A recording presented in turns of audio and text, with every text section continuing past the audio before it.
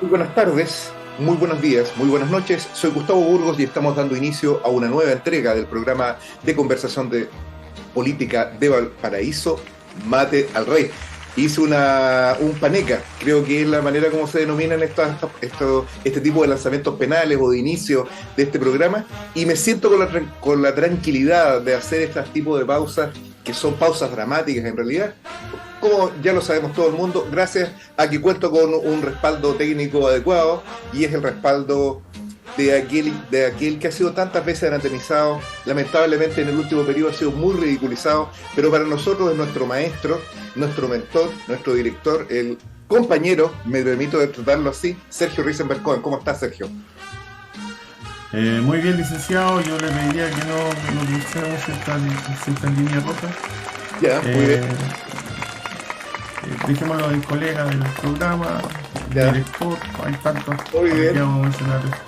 muy bien. Claro, Panenka es el apellido Panenka, del ya, caballero. Sí, pues sí, se hizo famoso por ese penal que después repetiría con tanto éxito para otorgarnos la primera Copa América, el gran Alexis Sánchez. En un exactamente. estadio lleno, 80.000 personas, la posibilidad de destruir prácticamente la carrera que llevaba, pero a él le dio lo mismo. Él se presentó frente a Romero, chiquito Romero, Chiquito y Romero. tiró su palestra y me hizo recordar eso, licenciado. Hay Sí, tantos sí. otros tiros así como ese, pero como ese no hay ningún otro. Bueno, nosotros estamos a lo mejor experimentando una situación política panenca en general, vamos a corregir la expresión, en nuestro país, y vamos a develar por qué estamos en esta situación. Y por eso tenemos un invitado muy especial, un invitado que ha motivado, Sergio, que inclusive los socialpatriotas hayan puesto atención en este programa. No sé si sabe usted eso. Y es un invitado que ya ha estado varias veces, totalmente de la casa, un compañero, es abogado él, un destacado penalista, el compañero Julio Cortés Morales. ¿Cómo estás, Julio? Bien, gracias por esta nueva invitación. Vengo saliendo de un resfriado inusualmente largo para mi, por lo general, excelente estado de salud, Ya, pero ya lo he superado. muy bien, con una reminiscencia al vigor físico, que es muy importante, si lo relacionamos con el tema que vamos a tratar, que todos se imaginarán precisamente es eh, responder una pregunta, lo que vamos a tratar en este programa, que es una entrevista en profundidad con Julio, quien es se ha utilizado la expresión fascistólogo, al menos lo he escuchado en la producción.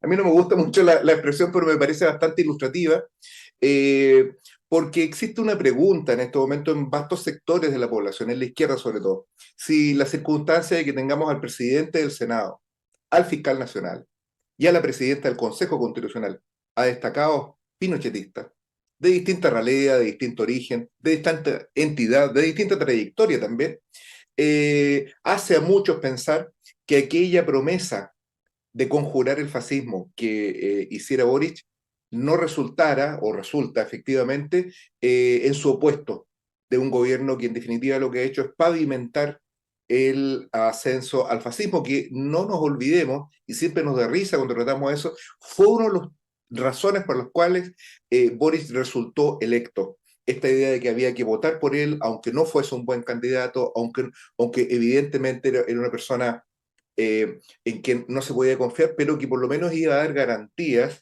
de que no se iba a imponer Cast, y que la llegada de Cast iba a ser la reinstauración de la dictadura de Pinochet. Entonces mucha gente votó contra Cast por Boric, y esto es algo que se ha visto reflejado en la situación política en lo que ha transcurrido este gobierno, que es un gobierno que básicamente ha gobernado bajo los paradigmas de la derecha tradicional, no solamente desde el punto de vista de las iniciativas legislativas, todas las cuales y inequívocamente todas las iniciativas legislativas del gobierno son las de la derecha, sino que además su discurso, como lo reveló en su cuenta pública al inicio del año legislativo, el pasado 1 de junio, en Valparaíso, se trata indudablemente, hace una semana, se trata indudablemente de un gobierno que además ha adoptado el discurso de la derecha tradicional. Esto ha provocado creo que es asimilable a lo que se vivió de alguna manera en la Unidad Popular, en que todo el mundo se radicalizó y hasta los demócratas cristianos terminaron hablando de la revolución y libertad. Ahora se ha dado un fenómeno inverso, que todo el mundo se ha ido a la derecha. Y como todo el mundo se ha ido a la derecha, ha habido indudablemente una pulsión de muchos sectores de ir radicalizando cada vez más el lenguaje. Y uno de quienes han presionado en ese sentido es el consejero constitucional llamado el profesor Luis Silva, entiendo, es el nombre de él, o profesor Silva, conocido por lo menos, no, me pillé si Risenberg debe saber si sabe el nombre, porque él sabe todo este tipo de cotilleos, él los maneja. Y Silva dijo de que Pinochet era un estadista, y esto ha provocado una irada reacción que probablemente es de las pocas polémicas que ha instalado el gobierno y en las que ha repasado, vamos a utilizar una expresión militar, a la derecha, con esta idea de que Pinochet no era un estadista, sino que era un ladrón, un asesino, un traidor, como muy bien recordó en su columna periodista Daniel Matamala en La Tercera, ¿no? Golpeando un paquete, como se diría, aprovechando también de alguna manera de mostrar cierta soltura y cierto talante democrático que en realidad, viniendo del gobierno, ha sorprendido. Estamos en presencia del advenimiento del fascismo, como se ve, representa realmente republicano el advenimiento de un régimen dictatorial en nuestro país. Marcharán con suásticas en algún momento, como en su corazón lo quieren muchos de las organizaciones que en estos momentos se están agrupando, se están poniendo detrás de este verdadero caudillo que es José Antonio Castro. Bueno, una pregunta bastante eh, robusta, que no puede ser respondida sencillamente con un sí o no. Eh, eh, Parto por aclarar que la etiqueta de fascistólogo,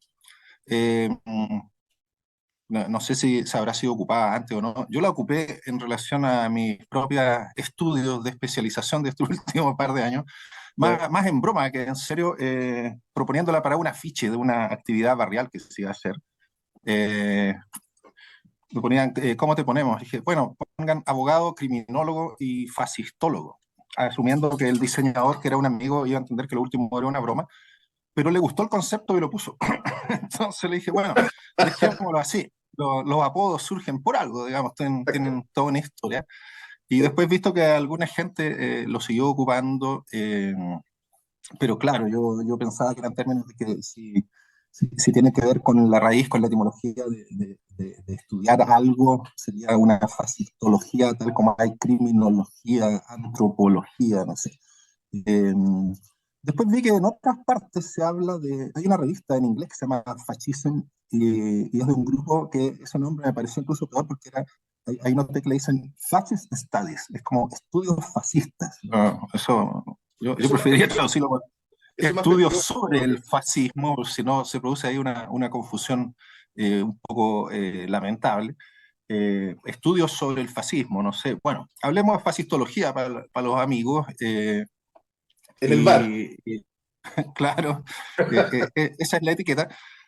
Pero bueno, ciertamente que si hay algo que he aprendido con estos estudios es que a diferencia de lo que uno cree, cuando se habla del fascismo histórico, por ejemplo, que estaría acotado entre 1919 y 1945.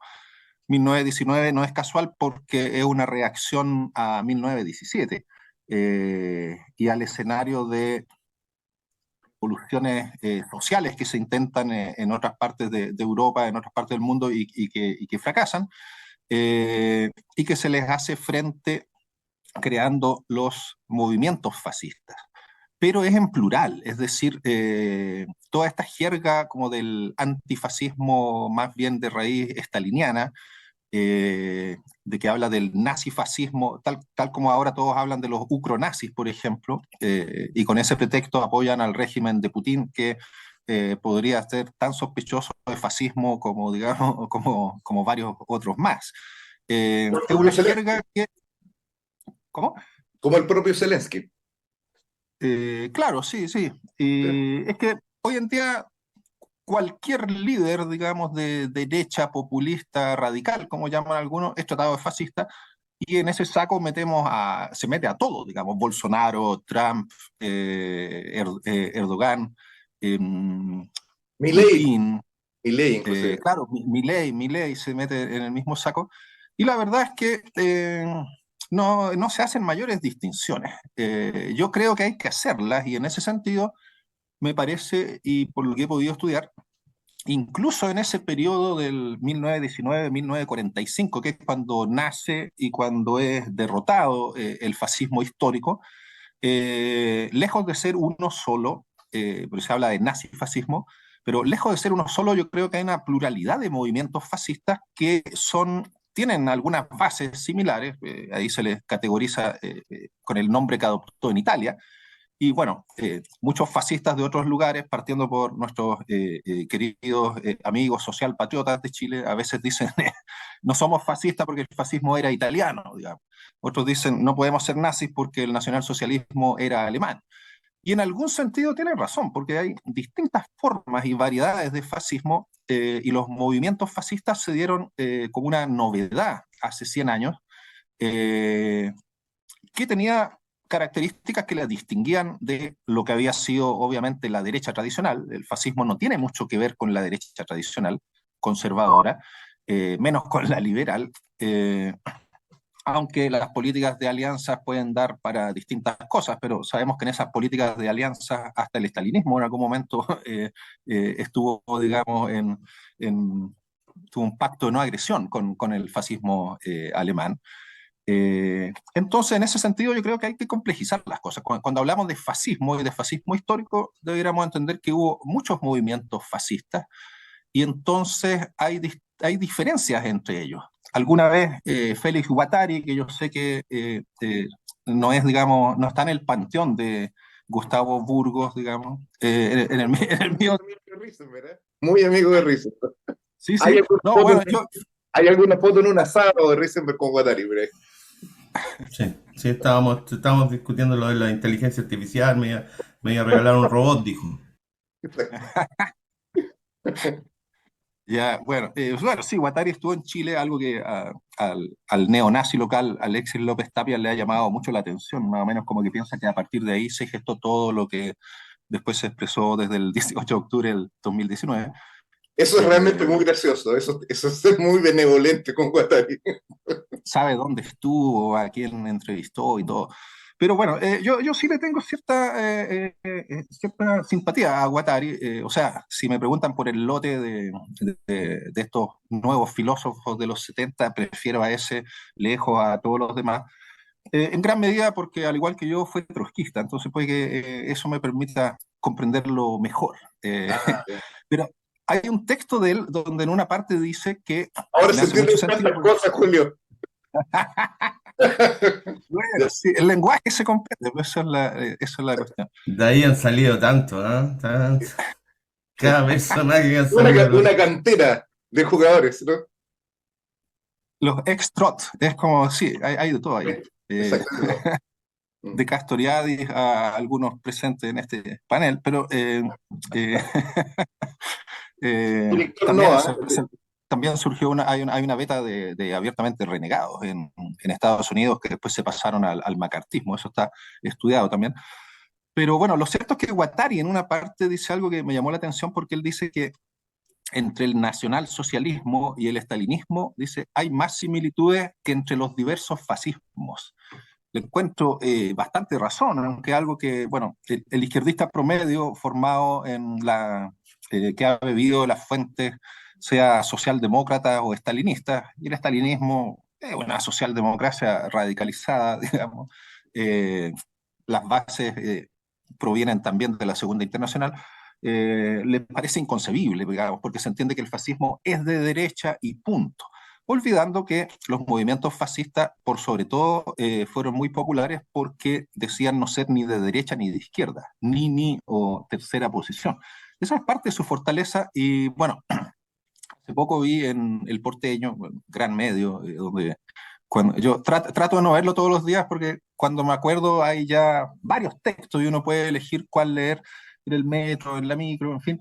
en el dormitorio, según donde uno esté, y leí algo sobre la serie Peaky Blinders, que había estado viendo y en un momento me había aburrido, y hablaban de que en las temporadas 5 y 6 en gran parte el conflicto que se mostraba era entre, bueno, el protagonista, que se había dedicado a la carrera parlamentaria por el Partido Laborista, y Sir Oswald Mosley, que fue el fundador de la Unión de Fascistas Británicos y que venía precisamente del laborismo.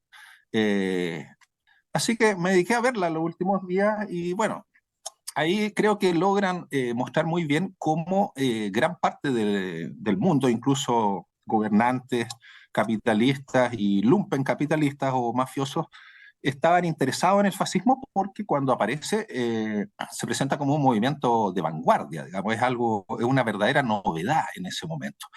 Eh, y entonces llamaría siempre a ver eso, digamos, no hay un fascismo, sino diversos fascismos. Por ejemplo, en Alemania todo el movimiento llamado de la Revolución Conservadora, que es mucho más amplio que el sector fascista conducido por Hitler, que es el que forma el nacionalsocialismo y convierte, en algunos países los movimientos fascistas lograron crear un régimen fascista.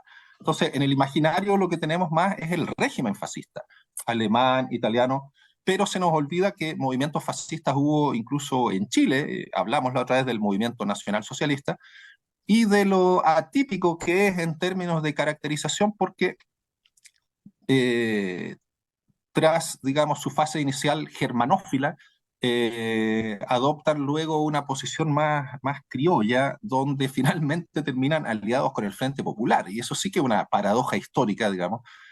Ayer leía en El Porteño el texto de Sergio Grez sobre el viraje del Partido Comunista chileno desde clase contra clase, de su fase más sectaria, de ultraizquierda en el tercer periodo, a el Frente Populismo. Y eso es bien curioso porque el pretexto para la colaboración de clase era la amenaza fascista, y para combatir esa amenaza fascista mediante la colaboración de clase terminan incorporando al Frente Popular a los fascistas. Eso es Sí. Movimiento Nacional Socialista rebautizado como Vanguardia Popular Socialista. Entonces, insisto, el fascismo no es uno, es múltiple. El fascismo nunca aparece como un movimiento abiertamente de derecha, por lo menos hablando del fascismo histórico. Pero, y con esto ya hago la conexión con, apareció en CIPER hace poco una columna aquí la tengo, ¿cómo se llama el autor? Gonzalo Bustamante. ¿Ya? Escribió una columna que se llama Partido Republicano, fascistas, entre comillas, o Guzmán 2.0. Y él entiende que son guzmanianos, que es como un revival de la UDI más tradicional, y que eso descartaría el que sean fascistas. Yo diría, a ver, distingamos. Primero, habría que entender que una de las variedades de fascismo propia del fascismo histórico y que subsistió después de 1945 es la de España, el franquismo, el nacionalcatolicismo.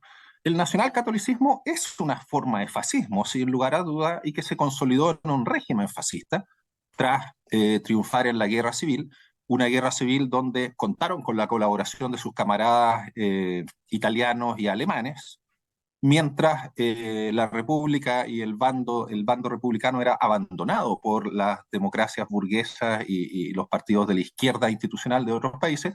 Y la Unión Y Soviética. claro, se dice, recibía el apoyo de la Unión Soviética, pero la Unión Soviética lo que apoyaba ahí era el laboratorio de los procesos de Moscú, y el Partido Comunista Español, staliniano, que era una fracción insignificante al inicio de la guerra, termina conquistando, digamos, dentro del bando republicano, piezas claves del aparato de Estado, y ese es como el apoyo supuestamente soviético, stalinista, uh, en la guerra civil española. No es muy desinteresado. Pero lo cierto es que el régimen que ahí se consolida, y ahí viene, digamos, la cuestión, si se entiende que el fascismo histórico es de 1919 a 1945, ¿qué es lo que viene después? Y ahí es donde surge la etiqueta de neofascismo, tan temprano como a finales de los años 40. Y ahí se produce también un viraje interesante, un acomodo político, geopolítico, si se quiere, y es que apenas termina la Segunda Guerra Mundial, empieza la Guerra Fría. Y en la Guerra Fría, los fascistas, que habían sido, digamos, el enemigo de los aliados hasta 1945, pasa a mostrar las formaciones fascistas o regímenes fascistas como el de España que subsisten, que sobreviven, pasan en realidad ahí a alinearse abiertamente con la derecha por su anticomunismo. El anticomunismo los lleva, digamos, a aliarse, incluso hay fascistas que terminan colaborando con los servicios de seguridad británicos, norteamericanos, porque antepone el anticomunismo al conflicto que tenían, digamos, en la Segunda Guerra Mundial. Y en ese marco yo creo que, en efecto, Jaime Guzmán y un sector de los nacionalistas chilenos que terminan formando partidos de derecha que todavía subsisten, tienen una conexión fascista por la vía del nacionalcatolicismo. Esa colaboración es muy clara. Se ha estudiado, hay varios autores desde la izquierda que dicen que el nacionalismo chileno nunca logró ser muy masivo. Su gran figura del siglo XX era Ibáñez, después Jorge Prat, de la revista Estanquero, el nieto de Arturo Prat, que por cierto tiene un monolito ahí, se murió de un infarto en 1971 y le hicieron, hay un monolito por ahí por las torres de Tajamar. Claro. Es el destacado patriota y ciudadano de Providencia, Jorge Prat.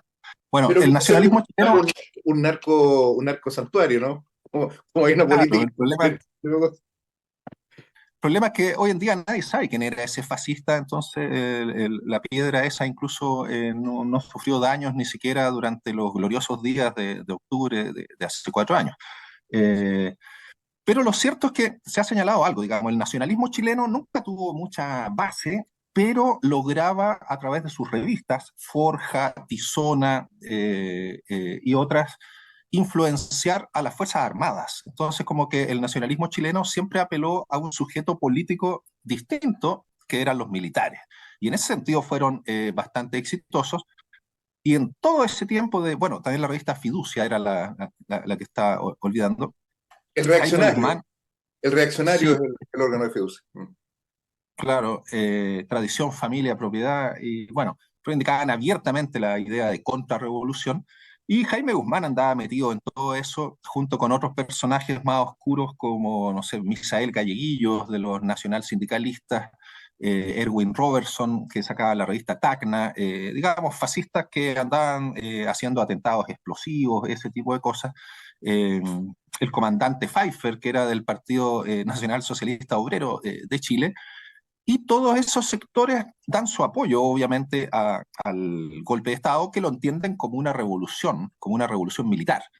Eh, y participan del régimen a través de dos maneras básicas. Primero, colaborando con la DINA, con los aparatos de seguridad, y en algún momento más creativo, cuando a Misael Galleguillos, de los nacionalsindicalistas, un hombre que claramente evoca el fascismo español, lo encargan de la Secretaría Nacional de los Gremios, mientras a los gremialistas que después forman la UDI les entregan la Secretaría Nacional de la Juventud.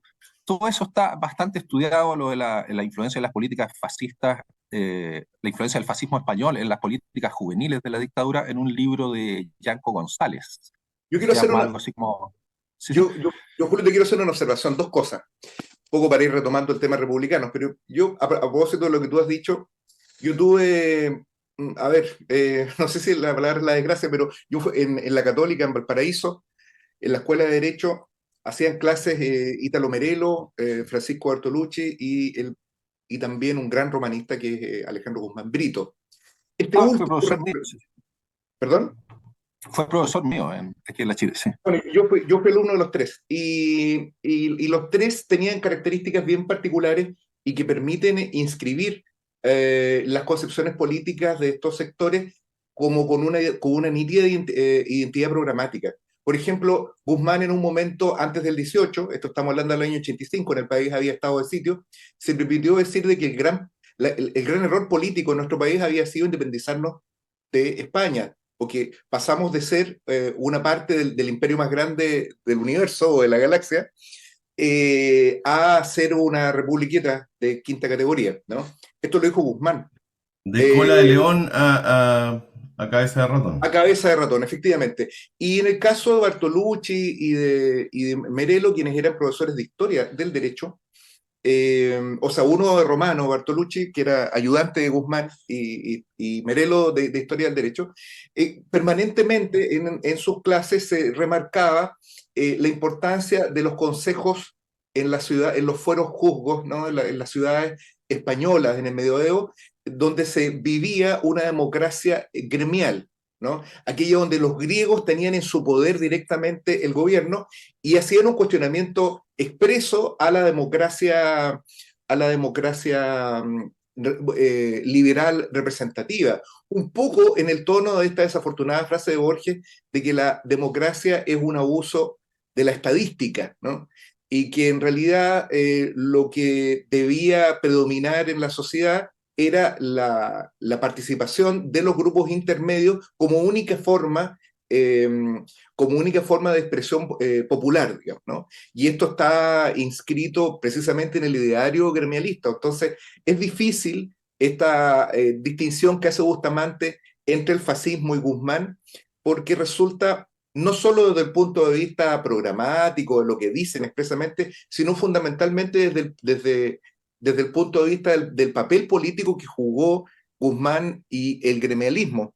Yo creo que, y con esto cierro, digamos, me parece que lo fundamental para la determinación de estos grupos es qué es lo que proponen ellos en la crisis política. Y lo que proponen estos grupos, lo propuso el gremialismo, y lo proponen también, en definitiva, republicanos actualmente, es que la solución a los problemas del país pasa por una cuestión militar, pasa por el regimentar la sociedad en términos militares, vale decir, diseñan como objetivo programático el aplastamiento de las organizaciones de trabajadores y la supresión de las libertades individuales que se visualizan como una ventana para el desorden social, para la delincuencia, para el narcotráfico y todas estas cosas que gentilmente se difunden actualmente desde el Ministerio del Interior, ¿no? Inclusive tenemos que soportar, escuchar a Toá e inclusive a Vallejo referirse a la cuestión del comercio callejero o la gente que vive en las calles como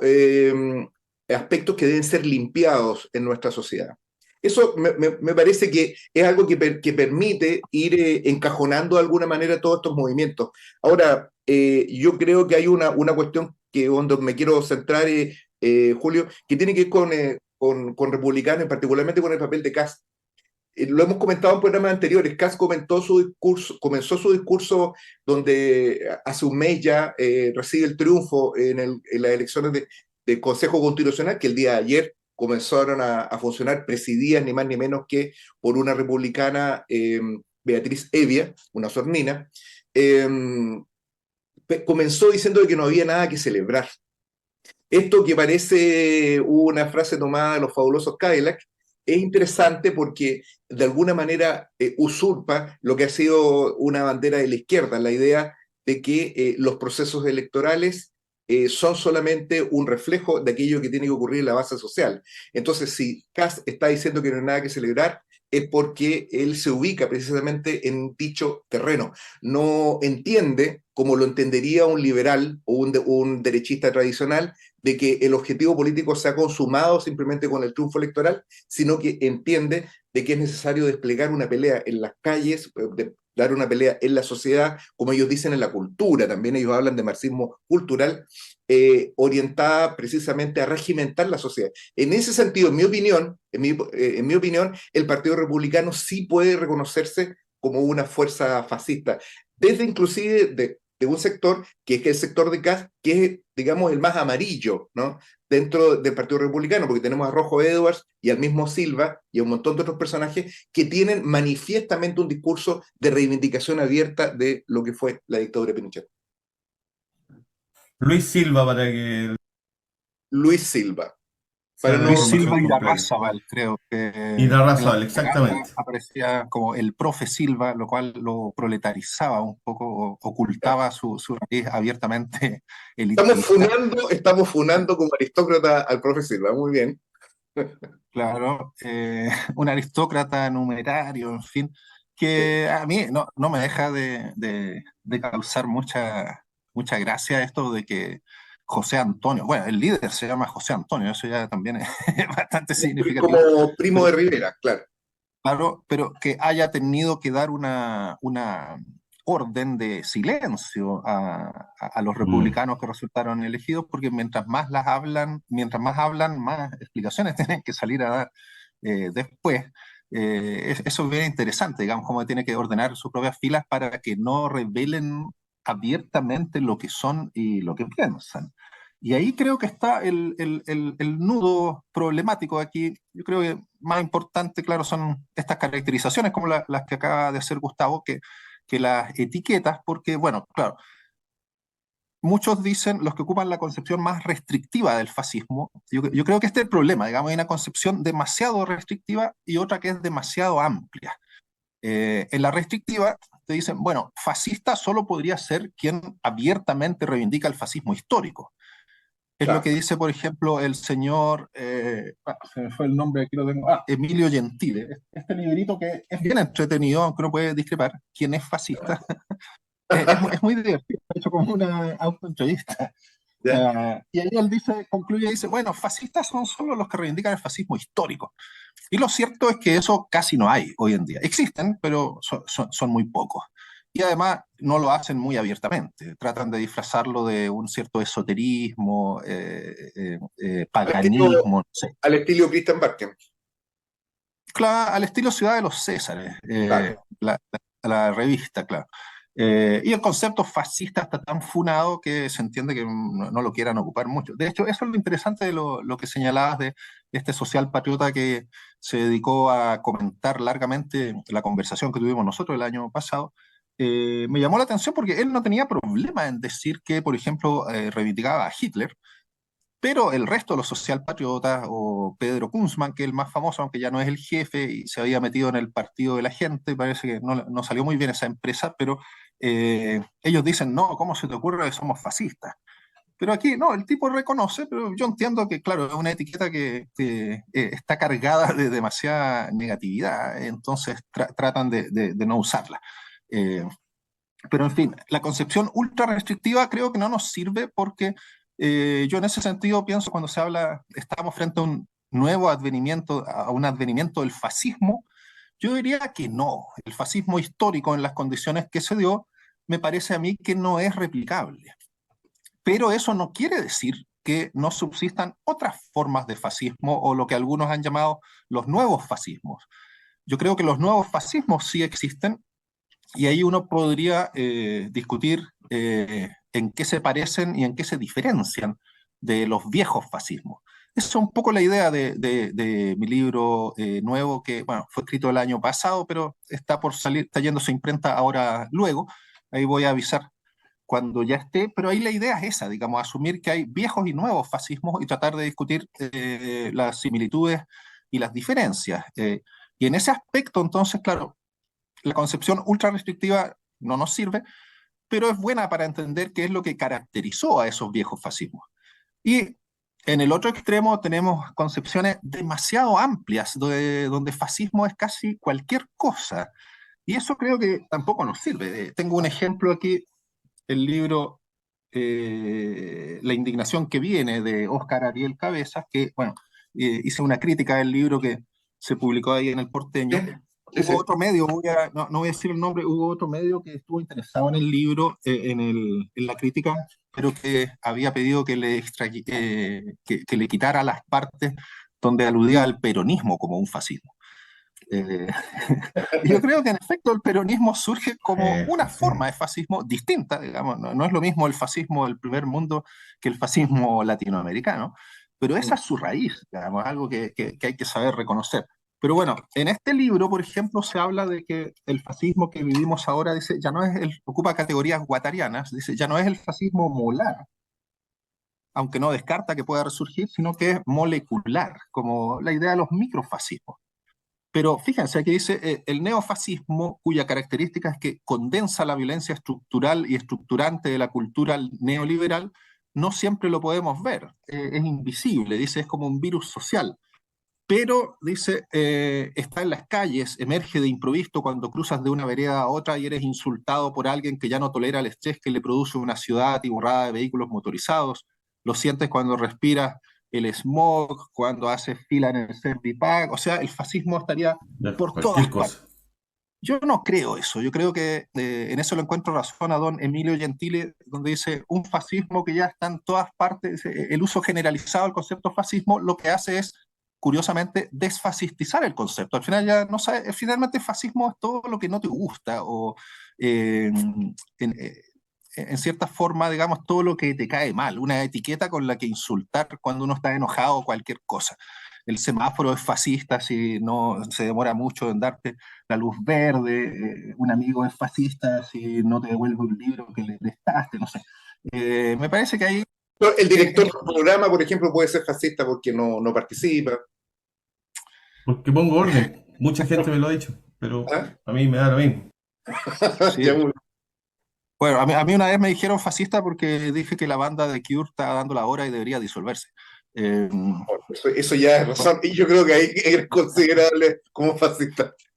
sí, sí, fascismo estético, fascista estético, me han dicho varias veces también. Ah, sí. Pero, en fin, lo cierto es que ni muy restrictivo ni muy amplio sirve mucho, pero yo creo que sí hay una discusión que dar y es la del neofascismo y el posfascismo en el sentido de movimientos o regímenes que hoy en día existen y que de hecho están avanzando Mm. y que en ese sentido a mí me gusta la categoría de posfascismo porque señala que hay una, como quien dice, dicen, el fascismo histórico murió en 1945, pero no dejó de existir del todo, adoptó nuevas formas.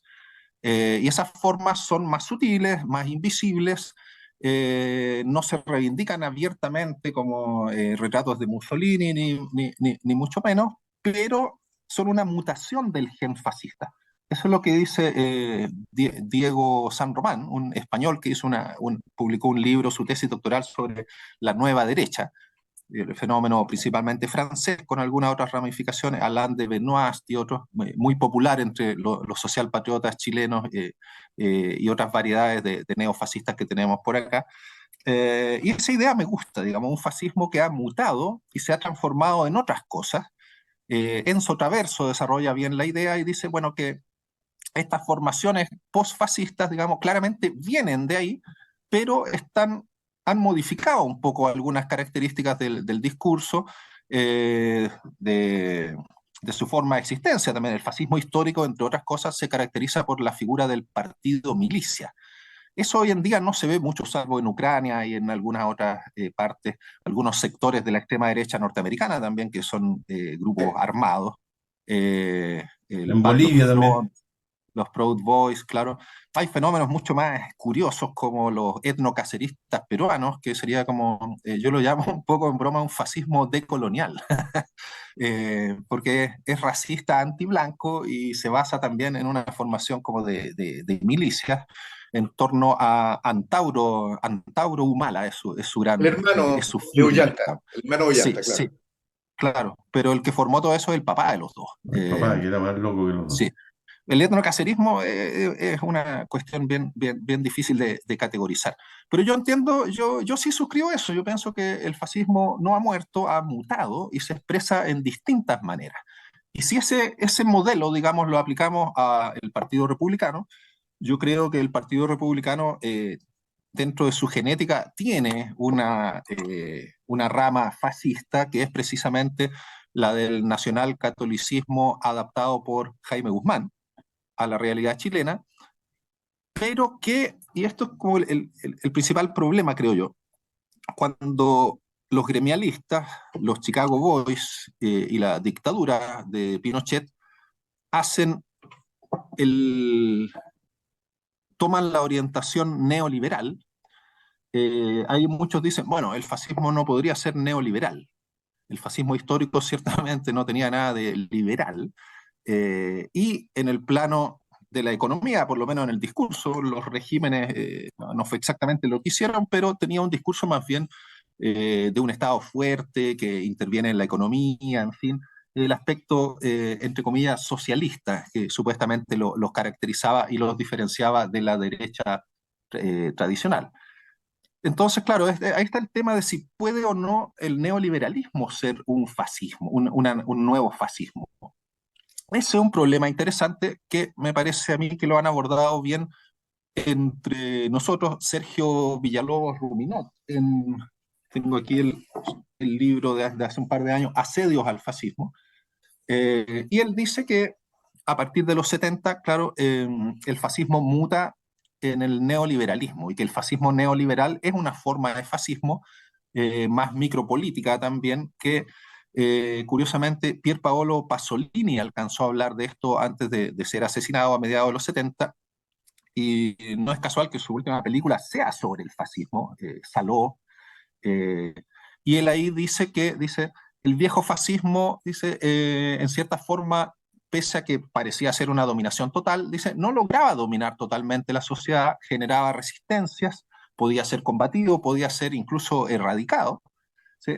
Pero ahora, dice, hay una mutación antropológica que reviste las características de un neofascismo que los sociólogos llaman alegremente sociedad de consumo. Dice, ese fascismo se ramifica por todas partes y va a generar un efecto que es mucho mayor que el del fascismo clásico.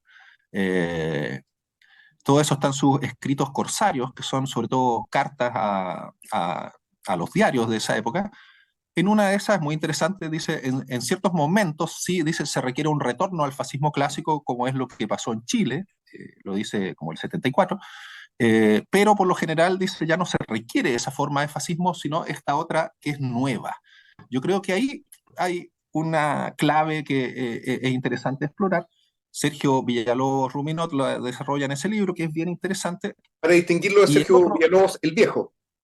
claro, sí, no tiene nada que ver. De un alcance de nombre. Bueno, hay un Julio Cortés que es un arabista, traductor del Corán, eh, y a veces me llegan siempre notificaciones de, ¿cómo se llama eso? Academia Edu, donde no soy usuario, por cierto, pero me dicen, usted fue citado en un texto y por lo general es el arabista. Bueno, también hay un Julio Cortés que hace cumbia, un Más centroamericano, interesante. ¿no? No. Es más interesante. Sí, Sí, más interesante, sí. el Eh, fascismo, Sí, fascismo con ritmo. prefiero ser confundido con ese, pero aunque la cumbia no es lo mío, sí, Bueno, yo fui malo para quiero ese hacer una movimiento. observación. Yo quiero hacer una observación porque yo realmente Príncipe, por favor. difiero de la posición que se han planteado en este programa. ¿Ya? Y yo creo que lo que hace Cast es jugar por ganarse un sector social que existe, que tiene una posición ideológica, si no fascista, muy cercana al fascismo, que tiene que ver con todo El camionero promedio es usted. El pinochetismo popular. y además la familia militar, por ejemplo, que es estamos hablando de un sector importante de la sociedad, y que yo creo que hoy en día realmente el fascismo ha tomado diferentes figuras, imágenes, pero que en el fondo a mí me parece que lo que lo sintetiza es la búsqueda de un gobierno autoritario, la persecución de cualquier ideología de izquierda, la eliminación y la limpieza del comunismo y además una cierta política nacionalista. Y por eso a mí me parece que el neoliberalismo no tiene que ver con eso, no encaja casi con ninguna de esas tres ideas que a mí me parece que son finalmente las únicas que se han mantenido constantemente en el tiempo.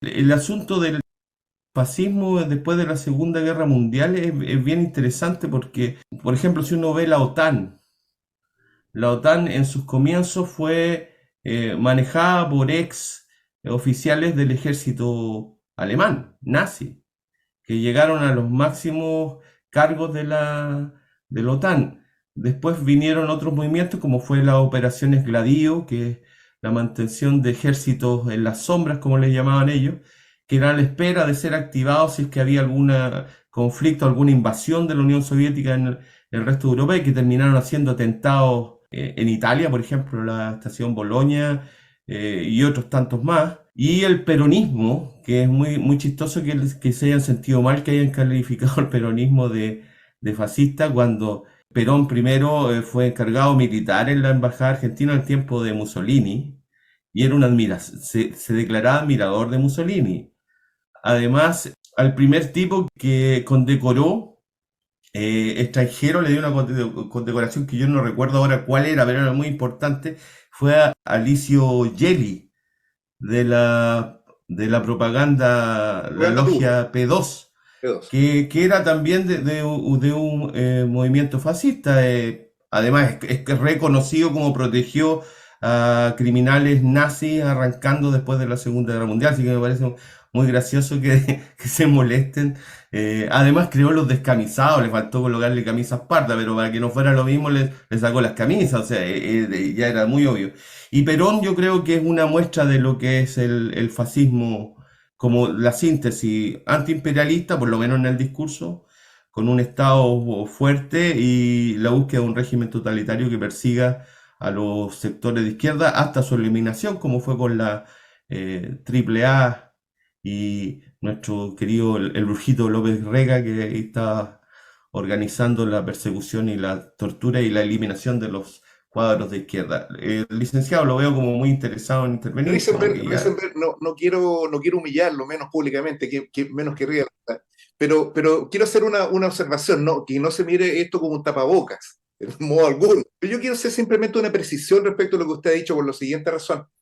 Eh, a mi modo de entender, en la comprensión del fascismo es necesario entender de que lo que subyace al fascismo es la defensa de los intereses del capital, más allá de las formas demagógicas que esto asuma, como la defensa de la raza, la defensa del pueblo trabajador, en el caso de muchos movimientos, inclusive el propio nazismo, ¿no? O la defensa de la fe católica, en el caso del falangismo español. Pero nosotros no podemos perdernos en las formas, sino que tenemos que obedecer más bien al contenido de estos movimientos. Y el contenido de estos movimientos es la defensa del orden capitalista. Ahora, cómo se expresa el discurso de la defensa del orden capitalista va a depender del grado de madurez del movimiento obrero, en realidad. Ha habido momentos en los cuales un movimiento obrero, por ejemplo, como el movimiento alemán, obrero alemán de los años 20, con el espartaquismo y Luxemburgo dando vueltas por la cabeza de los trabajadores y por los consejos obreros, eh, tuvo que dar una respuesta muy extrema. Lo mismo el falangismo español, tuvo que dar respuestas muy extremas por el grado de radicalidad también que exhibía el movimiento obrero.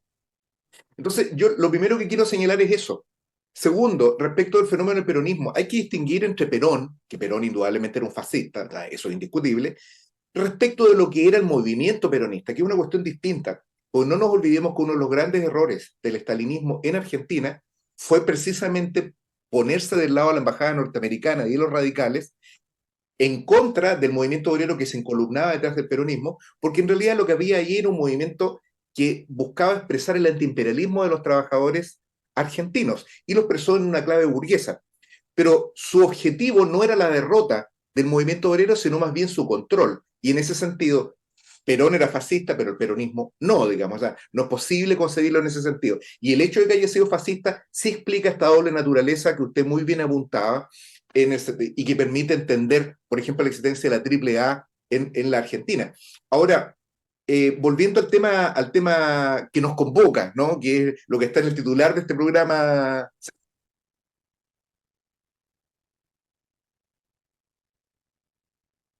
¿Eh? Por favor.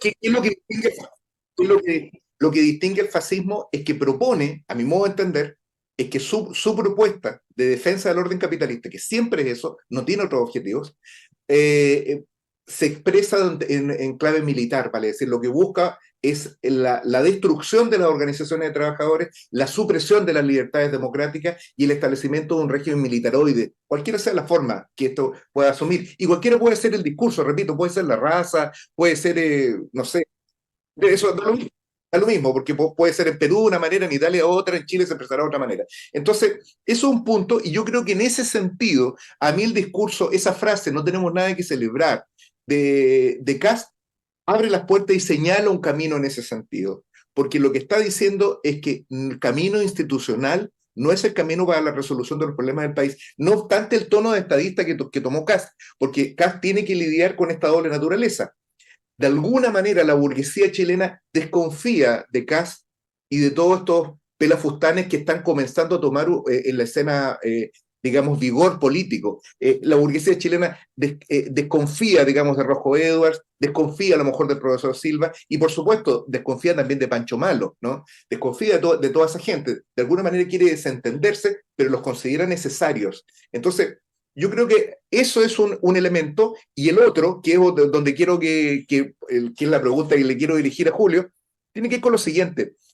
Supuesto que existiese un movimiento fascista, con todas las limitaciones y los bemoles que le hemos puesto, con todos estos claroscuros, ¿significa esto de que cuál es la política a tener para enfrentar esto? ¿Cómo consigue, Julio, la manera de enfrentar esto? Porque nosotros ya sabemos y nos hemos formado con esta política cretina de que es necesario aliarse con la burguesía liberal, ¿no? Es un poco el antifascismo de pacotilla que se impuso a través de los frentes populares. ¿Cómo ves eso ahora en concreto, hoy día, después y en el marco de la conmemoración de los 50 años, además del golpe?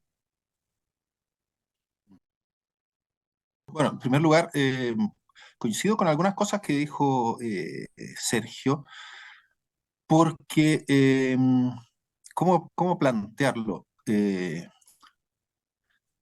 El compañero Karl Korsch, en su momento, dedicó algunos textos al análisis del fascismo a finales de los años 30 y lamentablemente no están traducidos al español. Es una tarea que, bueno, se traduce tanta basura de cualquier pose estructuralista parisino de nuestros tiempos y se enseña eso en las universidades.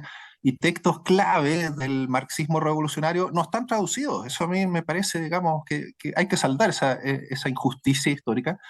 Y el camarada Korsch tiene un texto que se llama La contrarrevolución fascista. Y eso es muy interesante porque el fascismo no inventa la contrarrevolución, pero finalmente termina identificándose con ella al punto que a cualquier contrarrevolución le colgamos la etiqueta de fascismo.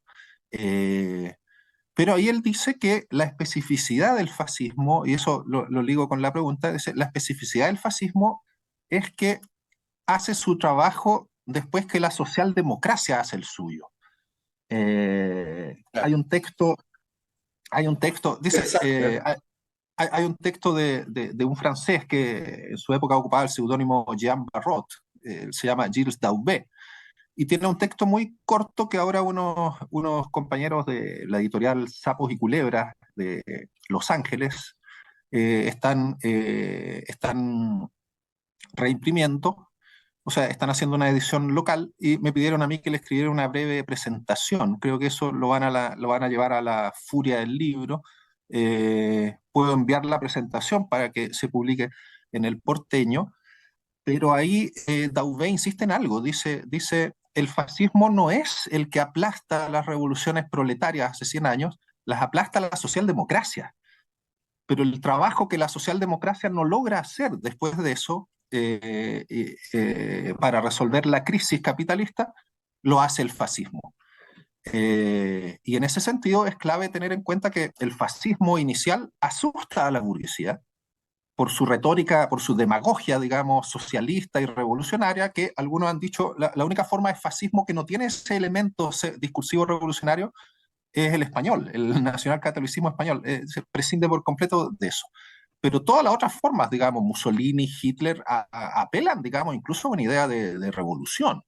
Eh, y esa demagogia, dice, es la que nos sirve para realizar el trabajo donde, en efecto, tienen que tener un discurso que más o menos apele, digamos, a las capas empobrecidas y que se plantee como anti-elite.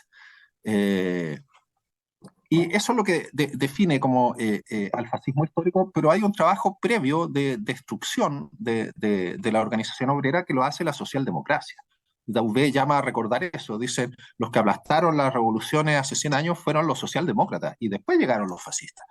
Y eso se olvida en el antifascismo de pacotilla que dice Gustavo. Yo creo que hay dos grandes antifascismos, digamos, el antifascismo liberal, Sí, sí. El antifascismo liberal, para el cual fascistas seríamos incluso nosotros por no respetar las reglas de la democracia burguesa. Y el Claro. antifascismo frente populista, que es el que desde la izquierda llama a unirse todos contra el mal mayor. Y lo que Dauvé señala, que es muy clave, dice es que lo que caracteriza al antifascismo no es el llamado que todos compartimos, digamos, a combatir el fascismo, sino, dice, el modo de combatir el fascismo que consiste en olvidarse de la revolución social y aliarse con la democracia liberal, digamos. Tratar de defender la idea de un capitalismo no totalitario, un capitalismo sin el mal mayor, pero en el fondo es la renuncia a los objetivos programáticos de la revolución social, del proletariado, dice, Yes. y eso es lo que en realidad desarma a la izquierda, desarma a los trabajadores y genera el efecto que ahí Dauvé lo analiza. Dauvé en ese, es un folletito, digamos, pero analiza el caso español y el caso chileno. Y en el caso chileno, dice también, fue la izquierda institucional la que desarmó al proletariado y después llegó el fascismo, o su equivalente, digamos, con la junta militar. Se ha discutido si la junta era o no fascista.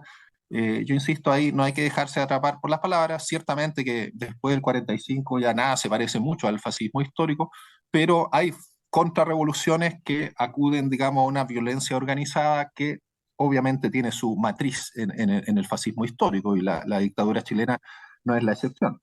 Otra cosa es que cuando ya esa labor está garantizada, toma este viraje neoliberal. Yo, al igual que Sergio, a mí también me parece raro eso de que el neofascismo sea neoliberal, porque para mí también el fascismo es bastante nacionalista, digamos, y los neoliberales apelan, digamos, a la patria y la bandera, pero guardan, digamos, sus ganancias de capital en paraísos fiscales. Eh, Gentile en alguna parte dice que si comparamos a Bolsonaro y Trump con los viejos fascistas, dice, no me queda claro quién sale perdiendo en esa comparación, digamos, porque por último los viejos fascistas eran tipos combativos, que habían participado en las guerras y, en fin, digamos, no eran solo, digamos, burgueses un poco díscolos respecto a la clase política que hacen su payaseo con esta jerga demagógica a los Bolsonaro, pero que no tienen ningún componente de heroicidad que sí estaba en el fascismo clásico.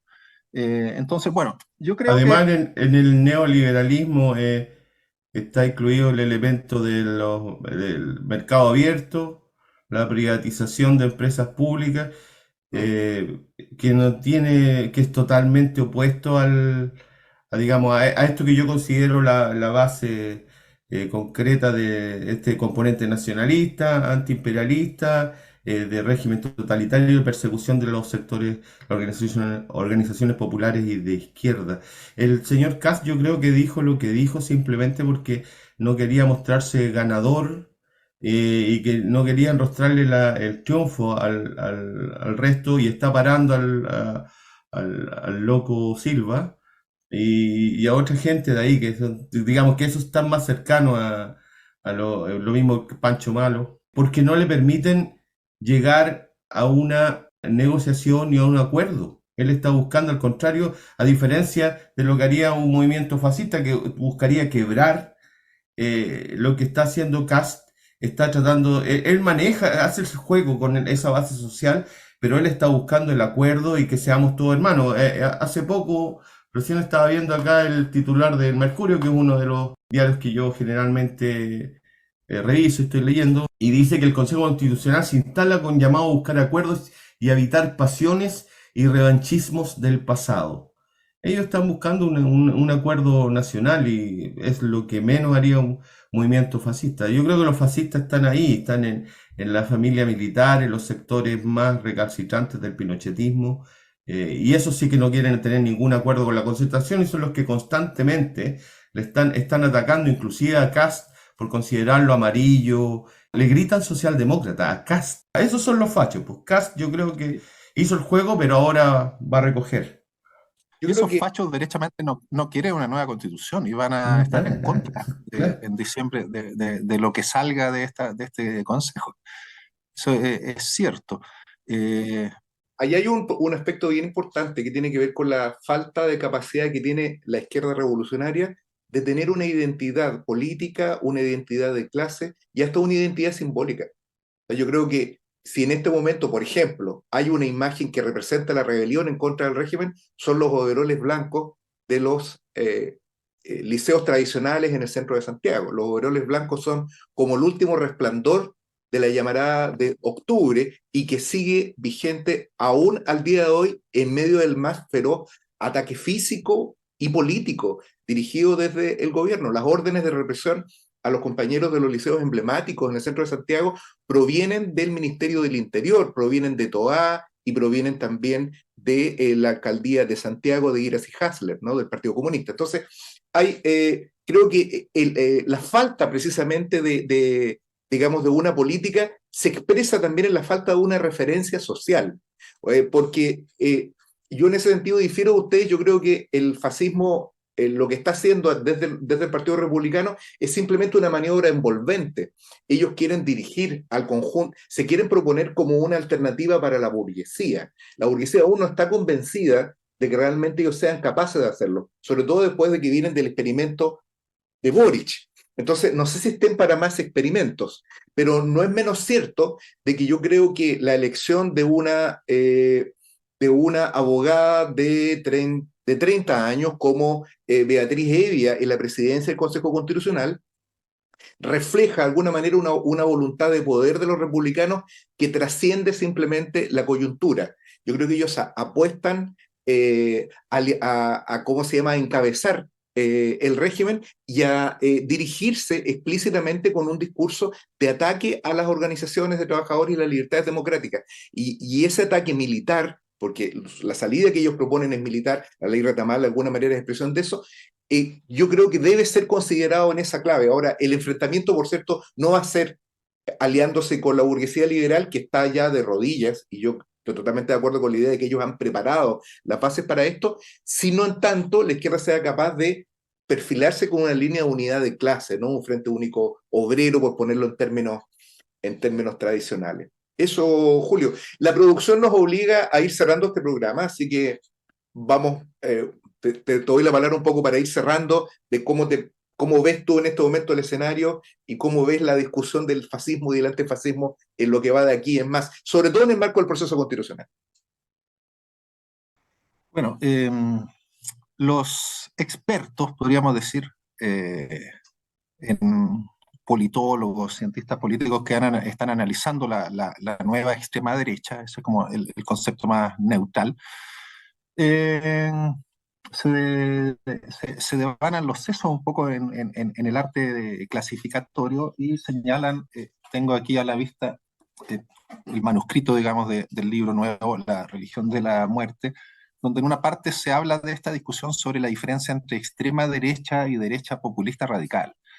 Y ellos dicen, a mí me parece un poco artificial en la práctica, porque ellos dicen que la extrema derecha es abiertamente hostil a la democracia, y ahí meten el fascismo histórico. En cambio, dicen, la derecha populista radical, si bien critica, dice acepta la esencia democrática, pero se opone a aspectos fundamentales de la democracia liberal, por ejemplo, los derechos de las minorías, el Estado de Derecho, la separación de poderes. Eh, y ahí a uno de estos expertos, Cristóbal Rovira, en una entrevista, cuando fue todo el ascenso de Kast, para la presidencial, hace 2 años, dice que no es extrema derecha, sino derecha populista radical.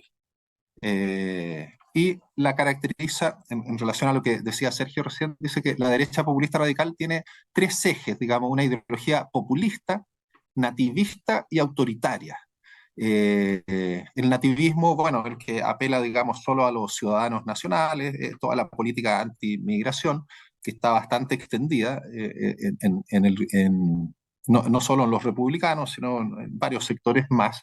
El autoritarismo, bueno, ese elemento, no hay mucho que comentar sobre eso, pero en el tema del populismo habría que ver que, bueno, el populismo, como bien planteaba Gustavo en relación al peronismo, logra, digamos, tener un discurso donde se plantea como luchando en contra de una élite corrupta y defendiendo los verdaderos valores del pueblo. Eso yo no lo veo tan claro en el Partido Republicano porque es muy evidente que el profe Silva, Kast y toda esta misma colega Evia son parte de la élite abiertamente, digamos, no los veo, digamos, no tienen líderes que pudieran pasar por personas que provienen del bajo pueblo, ni nada que pareciera como anti-elitario. Y otra diferencia que señalan también los expertos es que, bueno, la nueva extrema derecha, sobre todo la europea, tiene un discurso defienden el estado de bienestar, por ejemplo, el Frente Nacional francés, pero lo quieren restringir a los nacionales. Hablan de un chauvinismo del bienestar. Quieren mantener el estado de bienestar, pero sin los migrantes. En cambio, los republicanos son abiertamente, en ese sentido, a lo Milei, digamos, podrían incluso asumirse esta curiosa etiqueta de anarcocapitalistas. Digamos, ellos quieren el menor Estado posible, abrir totalmente los mercados, en fin. Y eso los diferencia, digamos, del resto de esta familia tan curiosa de la nueva extrema derecha. Eh, en algún punto me llamó la atención que Hermógenes Pérez de Arce, que está en otro partido, Fuerza Nacional, digamos, a la derecha de los republicanos, eh, hace una diferencia. Dice, bueno, dice que no se siente muy cercano a ciertos movimientos de ultraderecha que le recuerdan a Avanzada Nacional, que era un partido, eso sí que era un partido no milicia, sino militar, formado ya desde los 70 por la dictadura. Dice La que él no se CNI, siente cercano. para los Claro, el jóvenes, partido partido de la CNI. Claro. de Álvaro Corbalán, claro. Dice que él no se siente cercano a eso porque dice, me recuerda a Avanzada Nacional, cree mucho en la intervención del Estado en la economía y nosotros somos liberales en lo económico. Eh, y eso marca una diferencia. Y dice, lo que lo diferencia al Partido Republicano, que sí es liberal en lo económico, es que dice, ellos, a diferencia de nosotros, no hacen una valoración explícita de la obra y legado del gobierno militar. Dice, el Partido Republicano, sigue Hermógenes, es como la UDI, que borró esa mención de su declaración de principios, cosa que me parece increíble sabiendo que Pinochet salvó a Chile del comunismo. Bueno, 2 años después, pareciera que esa reivindicación del pinochetismo y de la obra del régimen militar es más abierta que hace un tiempo, aunque claro, cuando Silva dice que siente un dejo de admiración por Pinochet, le dicen que se quede callado porque complica las opciones presidenciales de Cast.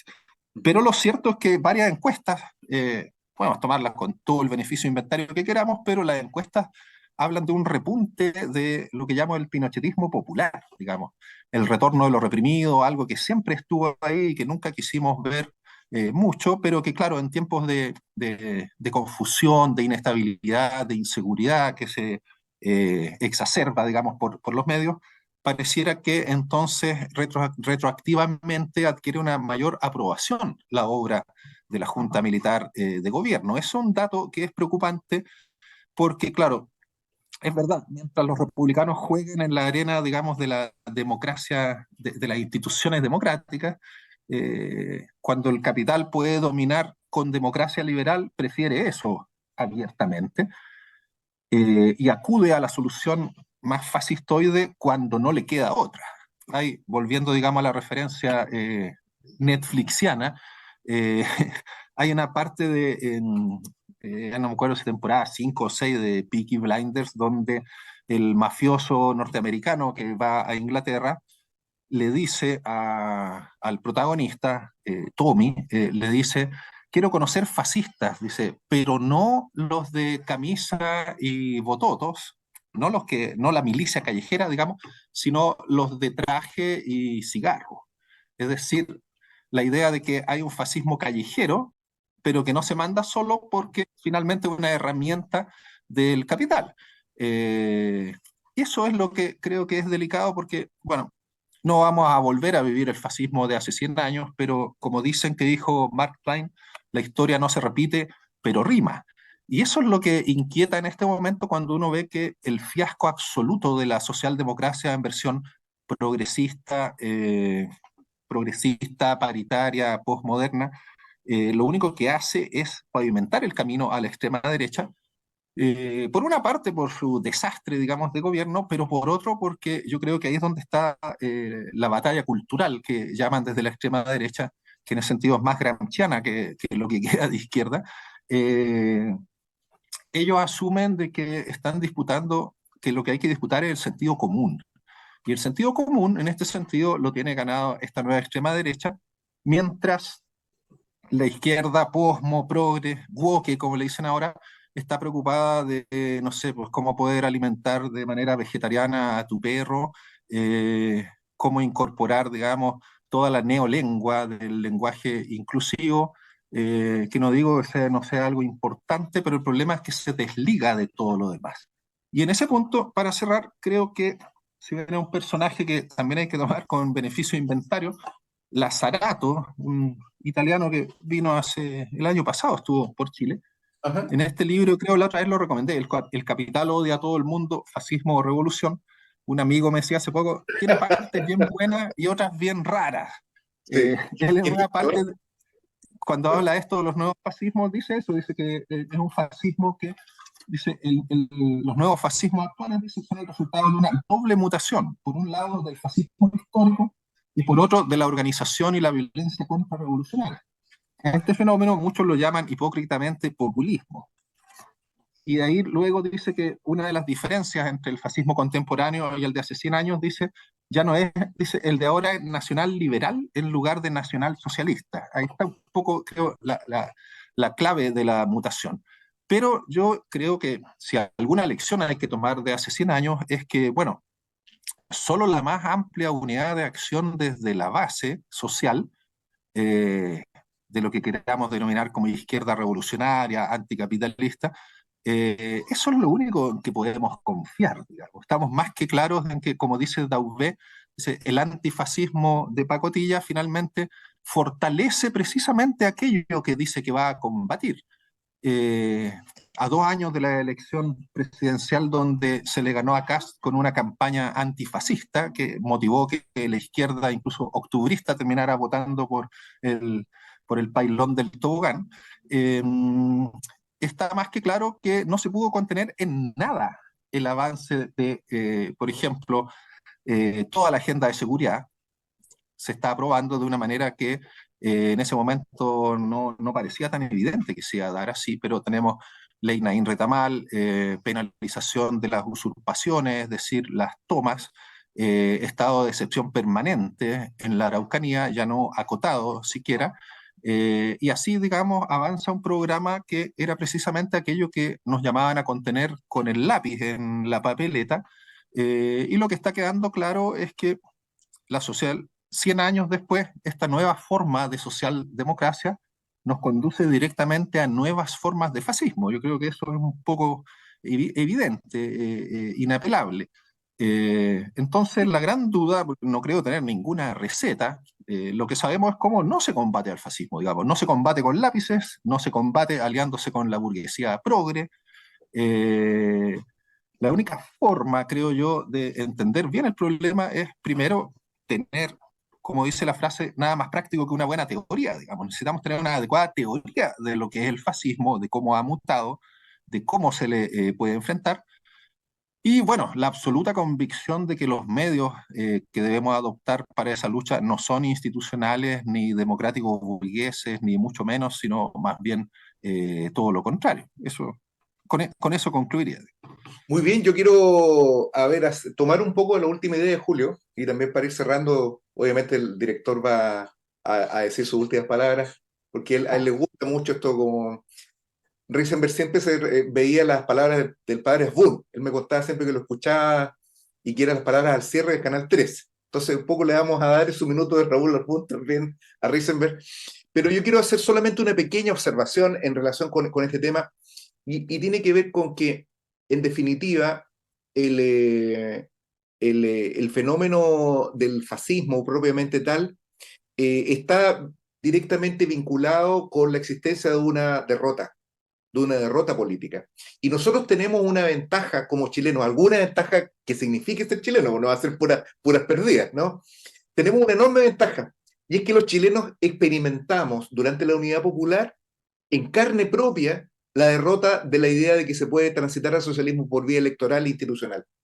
A nosotros no nos vienen a contar la historia de que con el voto se puede hacer el socialismo. No nos pueden decir eso, se los pueden decir a los argentinos, se los pueden decir a los brasileños, a los chilenos no, porque nosotros lo vivimos directamente. Y en ese sentido, la derrota de las políticas electoralistas, de las políticas de pacifismo socialista, por llamarlo de alguna forma, están archiderrotadas. De la misma manera que esta idea de ir corriendo el cerco y del antifascismo de papel, lo estamos viviendo hoy día. O sea, el gobierno de Boric es una demostración que ese camino no sirve. Ese camino no sirve, porque van a venir muy pronto, con la inminencia de un triunfo de Kast en las próximas elecciones, a reclamar el voto de la izquierda nuevamente para impedir que salga Kast. Y es ese el momento donde es importante sacar estas conclusiones. Ahora, ¿por qué la gente terminó votando por Boric? Porque la izquierda revolucionaria no fue capaz de plantear una vía distinta, ni siquiera un discurso distinto que pudiese definir en términos de clase esta cuestión. Entonces yo creo que la pregunta un poco, y que la recordé a propósito de lo que dijo Julio, esta idea de que estamos viviendo el retorno de los brujos, de alguna forma, este bestseller de los años 70, ¿no? En la década de oro de Risenberg, por eso siempre la cito. El retorno de los brujos, ¿qué es lo que estamos viviendo nosotros en este momento?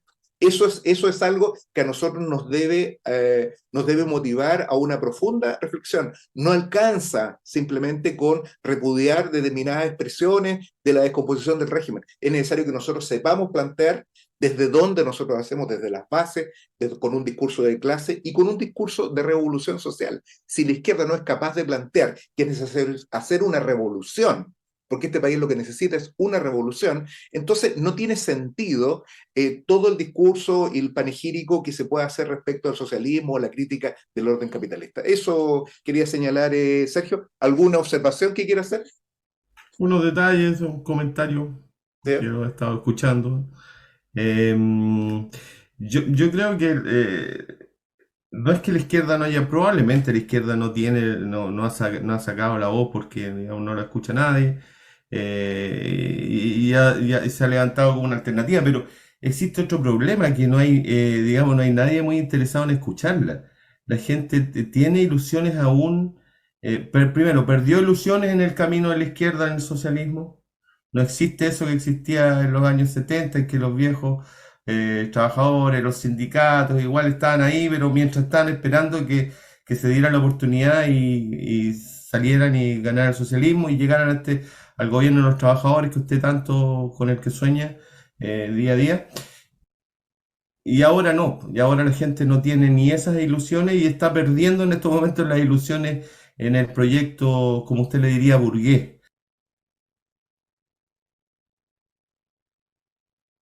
Y lo otro es que además en la izquierda no sale a disputar el terreno porque, por ejemplo, cuando se anunciaba esta gran entrada masiva de emigrantes, resultaba que la postura de la izquierda era que, bueno, somos todos hermanos acá.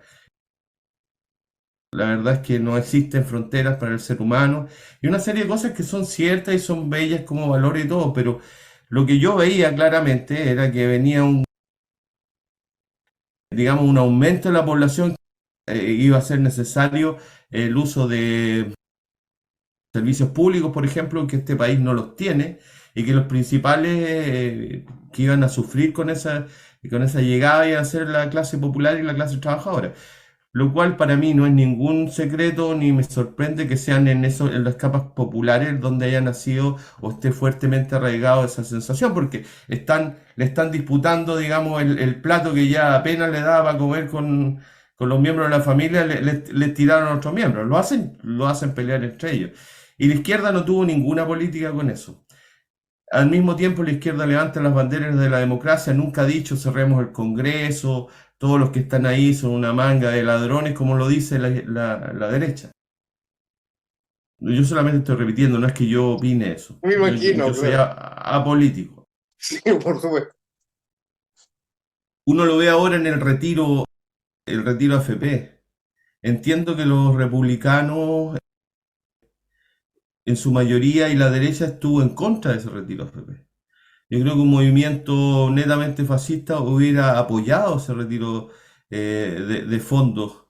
Y es lo que demuestra que ellos están totalmente encuadrados en el sistema y no están provocando ningún quiebre con él. Por último, yo solamente porque esta fue una semana y se me había olvidado, cuando el señor Cortés mencionó Avanzada Nacional, con el señor Galleguillo, el guitarrista Corbalán, yo también hay que hacer un recuerdo del gran Pedro Mesones, que fue miembro de Avanzada Nacional y va a ser encargado nacional cultural de ese movimiento. Y Solitario,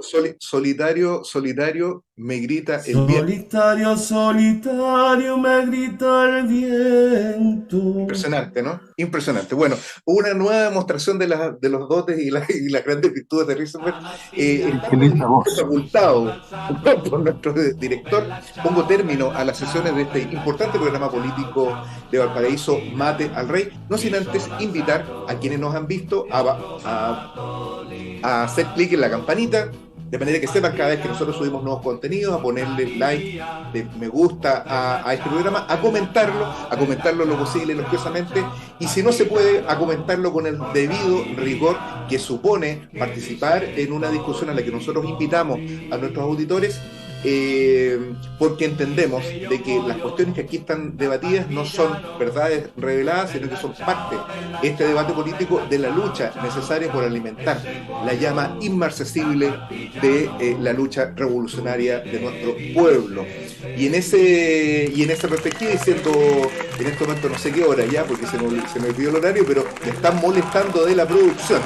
Machuca está como siempre reclamando, porque me imagino que tiene que ir a hacer algo. No me despido entonces. Muchas gracias, Julio Cortés. De nuevo un gusto estar en este Humanamente Hablando con usted. Y lo mismo Sergio Risenberg. Nos vemos entonces en una próxima oportunidad, si Dios lo permite.